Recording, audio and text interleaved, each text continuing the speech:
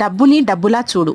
డబ్బున్నప్పుడు friends, relatives, కావాల్సిన వాళ్ళు, దగ్గర వాళ్ళు అంటూ పార్టీలు, ఫంక్షన్స్, దావతులు అంటూ ఎంజాయ్ చేస్తూ వాళ్ళని వీళ్ళని వెనకేసుకొని వెళ్తూ అలాగే డబ్బును వృధా చేస్తూ తర్వాత కాస్త నీ పరిస్థితి తారుమారయ్యి ఎవరైతే నీ వాళ్ళు, చుట్టాలు, ఫ్రెండ్స్ అండ్ రిలేటివ్స్ అని అనుకున్నావో వాళ్ళని 100 రూపాయలు కానీ, 500 కానీ, 1000 రూపాయలు కానీ అడిగి చూడు.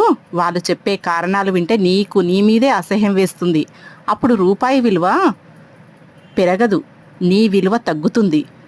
నచ్చితే తప్పకుండా సబ్స్క్రైబ్ చేయండి. అలాగే కామెంట్లో తెలియచేయండి డబ్బు విలువని. So money is money, time is money. నీ విలువ తగ్గించుకోకు డబ్బుని వేస్ట్ చేసి.